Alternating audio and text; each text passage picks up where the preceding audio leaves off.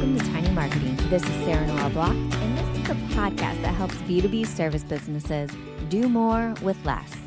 Learn lean, actionable, organic marketing strategies you can implement today.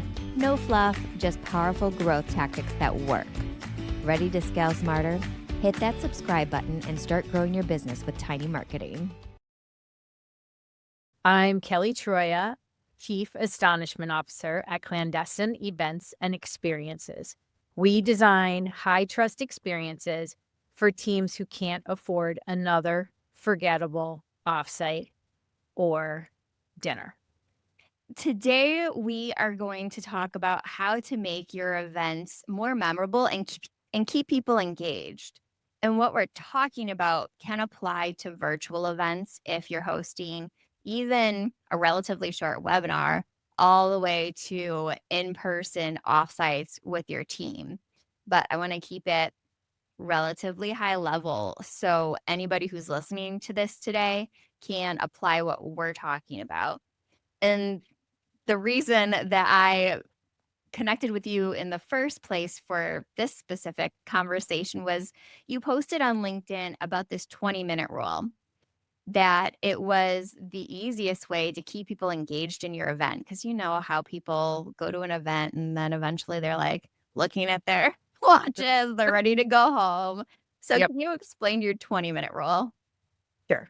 So the idea of the 20-minute rule is basically to mix things up every 20 minutes. And it doesn't necessarily have to be something huge.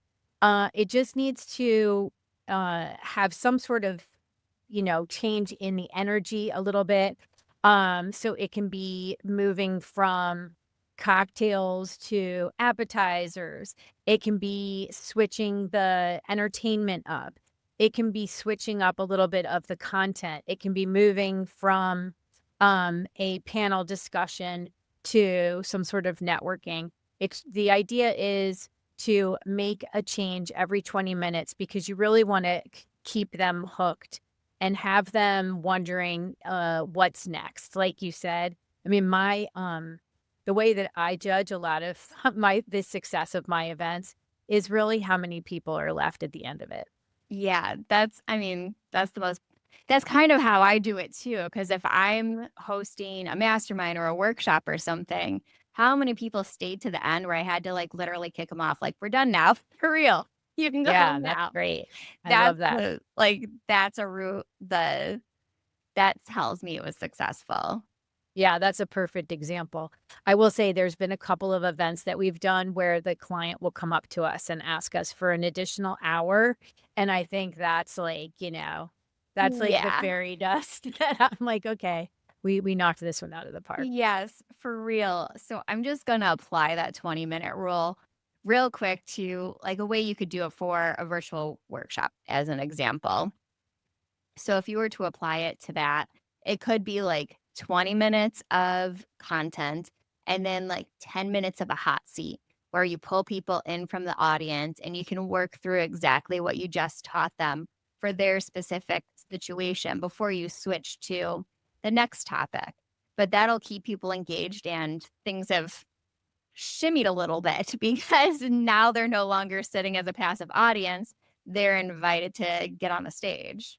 Yeah, absolutely. I think that's a great example. Okay, so now that we know this 20-minute rule, let's talk about how you can set the tone early for an event. So for me, I consider setting the tone as soon as somebody accepts the invitation. So that's even before they show up.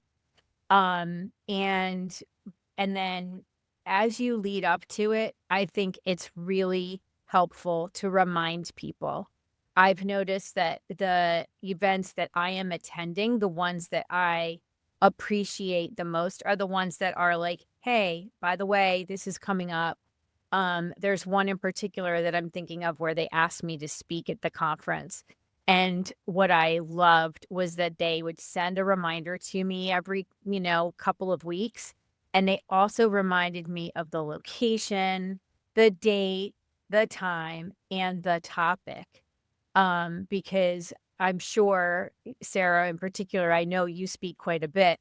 it's always nice to be like, oh, that's right. Yeah. That's the topic that I'm covering on this one because it might be different on a different one. So, That happens to me all the time because I have a few different topics that I run through, and I'm like, which one was this one? yeah. I me? Yes. Yeah.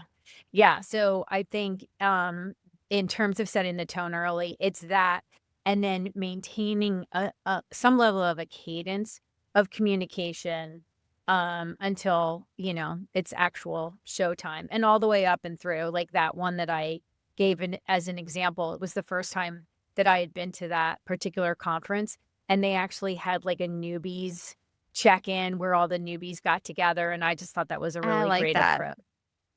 I Yeah. went to a conference, it was 2 years ago now. But it was the first time I was going to that event. I knew no one. I was going solo. And they had an event for all first timers and I ended up meeting some good friends. We hung out all weekend and went Yeah. like party hop to all the little ancillary events together. But I was Yeah, so I think grateful. that's awesome. That's such a great example, and I think that's really helpful for introverts too. It gets Mhm. them into a smaller little community that they're able to connect with, and in a lot of cases, just to your point, they end up kind of, surfing the show together. Yeah, yeah. I definitely like toe the line on extrovert and introvert. But when I'm in a giant conference like that, it pulls the introvert out of me for Yeah. sure because it's just overwhelming. So Yeah. grateful to have that. Yeah. Um, I'm in the same boat. yeah, right there. Mhm. That reminded me though. So one of my friends, Eric Melkor, he runs a lot of like local networking events. Yeah. I think he calls them like cocktail parties, but he's inviting people that he's never met before to them. But something that he does that I really liked is he sends out emails like once a week introducing people who will be there, just like the guests that will be there to the rest of the room. Oh, that's cool. Yeah. So you get a little taste of who you're going to be meeting and you can almost make a list like, all right, I want to connect with this person and this person. Yeah. That's the point of a networking event. Yeah, that's great. One of the other things that I've been working on is executive dinners, and we actually have a guest dossier. It's almost like an executive briefing that we put Mhm. together for individual attendee, and this is for corporate clients. We'll actually have like a write up about each individual that's attending in order for the host to have some context. That's so So smart. right? It's sort of like a cheat sheet for each guest that's attending, and in the perfect world, we'll have some information that's relative to them personally, where they went to school, obviously where they work, maybe where they live, even a little bit of information about whether they have kids or not. And then stuff related to the business and how the business connects to the host. Like, are there pressure points or triggers that can help you basically close a deal or something like that? That's so smart. So everybody who's listening, Kelly is honestly the perfect storm. Like, she's so creative. If you don't follow her on LinkedIn yet, follow her Yep. on LinkedIn because you can get a taste of how she makes these events full on experiences that you won't forget. But then she thinks of shit like this. It's Like, diabolical. it's so strategic mixed in with the creativity. She just blows my mind. Thank you. Okay, so we're setting the tone, and then the Yes. next thing we have on our list is to engineer the energy. So how do we do that? Yeah. So, in terms of engineering the energy, this is in particular for events that are fairly long. A 3-hour event, I think, you've got a good flow going. But for something that is throughout the course of the day, you've got a lot of stuff that's happening, and you really want to. I look at myself almost as like a conductor of an orchestra Mhm. where you can't have it you just can't slam a ton of content in there the entire time. You really need to give people moments to reflect, internalize, use the restroom, things like that. Because I think, we try to tell people we have this entire day managed for you. Some of the moments we really want you to be paying attention. So if you would, keep your phone down, keep your laptop closed, focus on the information because we are going to give you some time to yourself where you can think about what you've learned and also catch up on emails. As I mentioned, use the restroom and things like that. So we really try to manage that flow throughout the course of the day. Yeah. So Kelly also manages offsites, which that's so helpful because they're so long and having that cadence.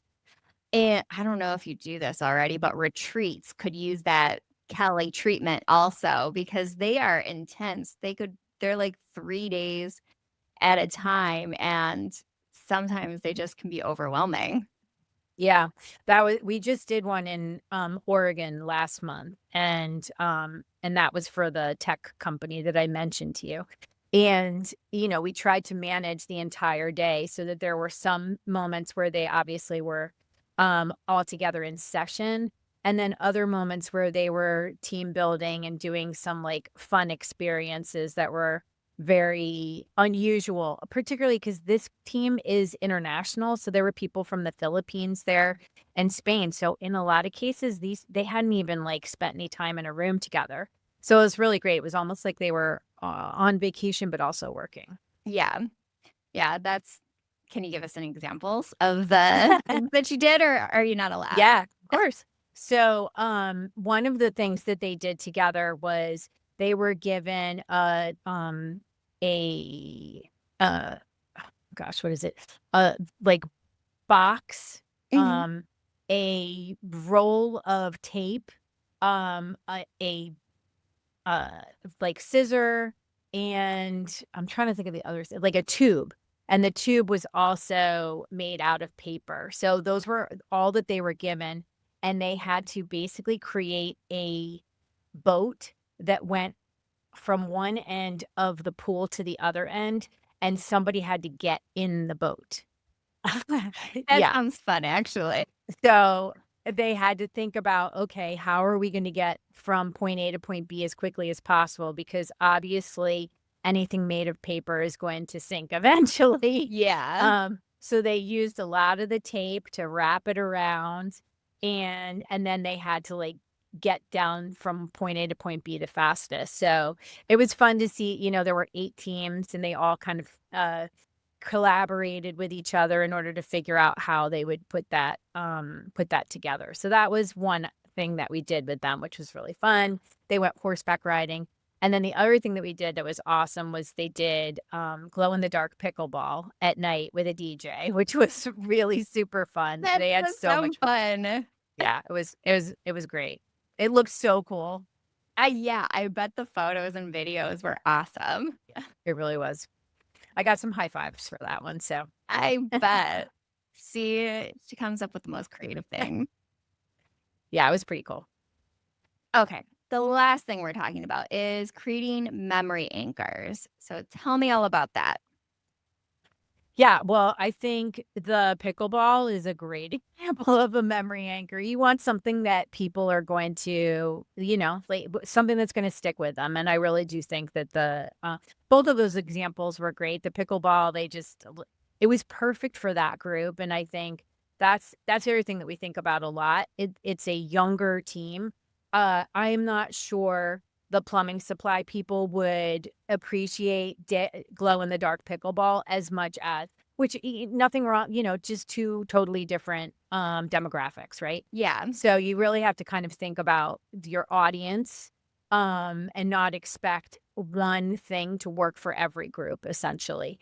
The other thing that we've done in the past that worked really well with the memory anchor was we for our medical device company, they were doing their event at a place called the Music Box in San Diego. Hmm. And the Music Box also functions as a recording studio. So our concept for them was to buy a bunch of old used records and get custom labels made with a description of the medical device. And we put those labels onto the record. So it actually looked like it was part of the record. And we put one at every seat. So it was like a charger at the table. Yes, I remember seeing those photos. That's Yeah. freaking brilliant. And the CEO absolutely loved the concept. He grabbed one of them, jumped up on stage, and was like connecting the creativity back to their medical device, which had just recently gotten approved. So I mean, like talk about a perfect memory anchor for us. And he was able to basically connect the dots for us and, explain to people, because not everyone gets it. Some people will be like, okay, whatever. But for folks who do get it, it, like really packs a punch. And that was great, because at the end, there were a number of people that were asking us if they could take the record home with them. So Yeah, that one really stood out to me as a music lover. I was like, that's so, I would take it home. I would take it home for sure. yeah, it was pretty cool. And the we didn't put the label on both sides, so people were able to look at the B side and see what the record actually was. I wonder, because they were used and they were super cheap too, which was also awesome. I love using like old stuff that most people wouldn't even think of, because I think they were like $1 a record. That is good. Records are so expensive. We have a record player at my house, and it's like, Nowadays they are, but Yeah. these literally were like, trash records, really. yeah, decoration. Yeah. Okay. Is there anything else that you want to touch on before we wrap up? Well, I mentioned to you before we started recording that I am also working on something called the Little Black Book. And the Little Black Book is actually almost like clandestine events in micro version. And it's intended for individuals, really tiny teams. And the concept is you don't necessarily need clandestine on site, but you kind of want to tap into our brain power and our strategic thinking. So with the Little Black Book, you basically get a certain level of access to clandestine, whether it's destination based or itinerary based or concierge based. And you can basically reach out to us and we will help you plan your next excursion, basically. Yes. So you can use the Little Black Book, but if they wanted more support, is that an option for them? Absolutely. Yeah. I mean, it's essentially like an on-ramp. So the lowest version is more DIY, do it yourself. And then it just kind of step ladders up. So it's really intended to be pretty approachable at a variety of price points. Excellent. Thank you so much for joining me today. Wait, before we wrap up, make sure to follow Kelley on LinkedIn. I think that's where you're most active, right? Yes. Yeah. And you'll get That a is- taste of all of her events. She shares the coolest photos. Yeah.